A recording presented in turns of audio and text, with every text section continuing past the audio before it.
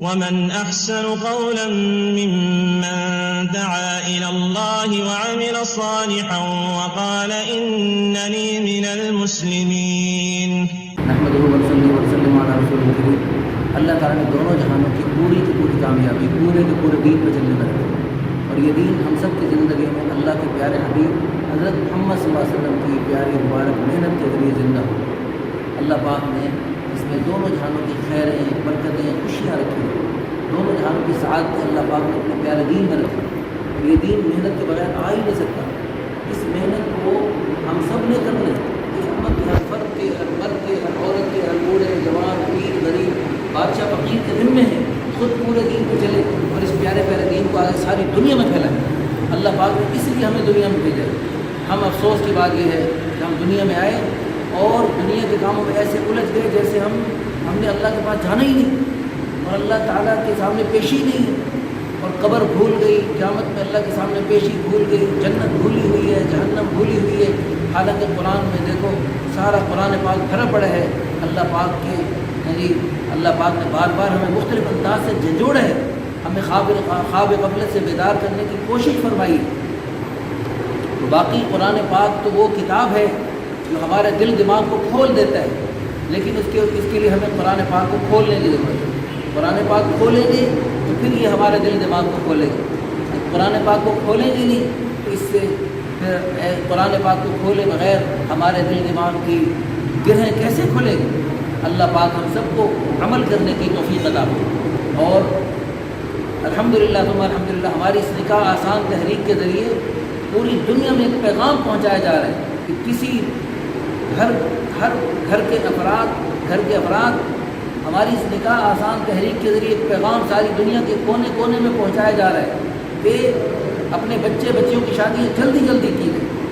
اور نمبر 2، بچیوں کی شادیاں جلدی کرنا کیوں ضروری ہے؟ اس لیے کہ رسول اللہ صلی اللہ علیہ وسلم نے ارشاد فرمایا، یا معشر الشباب، اے جوانوں کی جماعت، من استطاع منکم الباء فلیتزوج، تم میں سے جو شادی کر سکتے ہو فوراً شادی کریں، انہ اغض للبصر واحسن للفرج، اس سے نگاہیں جھک جاتی ہیں، شرمگاہ محفوظ ہو جاتی ہے. اور رسول اللہ صلی اللہ علیہ وسلم نے والدین کو الگ دھمکی دی، اپنی ہزاروں شفقتوں، رحمتوں اور شفیع المذنبین، رؤوف الرحیم، رحمت للعالمین ہونے کے باوجود ان والدین کو دھمکی دے رہے ہیں جو والدین اپنی اولاد کی شادیوں میں تاخیر کرتے ہیں کہ بچوں کا گناہ تمہارے سر پہ ہوگا اگر تم بچوں کی شادیوں میں تاخیر کرو. ہاں اگر کوئی رشتہ مناسب جوڑ کا نہیں مل رہا تو چلو اور بات ہے، لیکن جوڑ ہر اعتبار سے جوڑ بنانا کوئی ضروری فرض واجب نہیں ہے. عمر کی بھی جوڑ دیکھنا اور قوم برادری کا بھی جوڑ دیکھنا اور جناب شہر کا بھی جوڑ دیکھنا، ہزاروں جوڑ دیکھ کر پھر ہم شادی کرتے ہیں. تو ان جوڑوں کو دیکھتے دیکھتے جوڑ ہل جاتے ہیں اور جوڑ کتنے نقصان ہو رہے ہیں. تو اس لیے اپنے والدین کی خدمت میں گزارش ہے، رسول اللہ صلی اللہ علیہ وسلم نے جو آسانیاں عطا فرمائی ہیں ان ساری آسانیوں کو بروئے کار لاتے ہوئے ہم اپنے بچیوں کی شادیاں جلد از جلد کریں. قوم برادری کا رسم و رواج کا ہے کہ بت توڑ دیں، ہے جی آرائیاں تو آرائیوں میں کرنا کوئی فرض واجب سنت مستحب کچھ بھی نہیں. رسول اللہ صلی اللہ علیہ وسلم نے مختلف قوموں میں شادیاں کر کے امت کو آسانی کا سبق دیا، مختلف عمروں میں شادیاں کر کے امت کو آسانی کا سبق دیا. اپنے سے 15 سال عمر کی عورت سے اس بیوہ خاتون سے جو 2 مرتبہ بیوہ ہو چکی ہیں ان سے شادی کر کے امت کو کیا سبق دیا، اور اپنے سے کتنے سال چھوٹی عمر کی شادی کر کے امت کو کیا سبق دیا.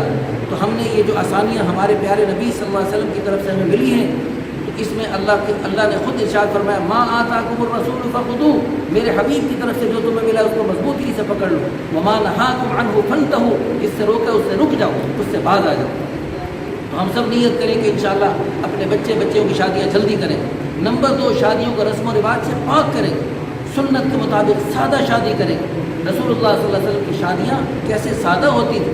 نمبر 3، اپنے خاندان میں کوئی بزرگ خاتون، کوئی بزرگ مرد کسی بھی وجہ سے بے نکاح ہو جائے، ان کی شادی یعنی طلاق ہو جائے، وفات ہو جائے، تو ان کی فوراً اگلی شادی کی جائے. مرد ہیں تو وہ صحابی فرماتے ہیں مجھے پتہ لگ جائے میری زندگی کے 10 دن باقی تو بھی میں دوسرا نکاح کروں، میں بے نکاح اللہ کی بارگاہ میں پیش نہیں ہونا چاہتا. اور خواتین ہیں بیوہ ہوئی اگلی شادی کریں، جی. اور عدت، ایک صحابیہ عدت پوری کرتے ہی اگلا نکاح، پھر شوہر اللہ کے پاس چلے گئے، پھر عدت پوری کرتے ہی اگلا نکاح، پھر وہ شوہر اللہ کے پاس چلے گئے. پھر عدت پوری کرتے ہی اگلا نکاح، 5 نکاح کیے جا رہے ہیں۔ تو یہ ہمیں کیا سبق دیا جا رہا؟ کہ وہ مقدس ہستیاں ہیں جن کے بارے میں اللہ قرآن پاک میں ارشاد فرما رہے رضی اللہ عنہم ورضوا عنہ، یہ اللہ سے راضی اور اللہ ان سے راضی۔ ومن أحسن قولا ممن دعا إلى الله وعمل صالحا وقال إنني من المسلمين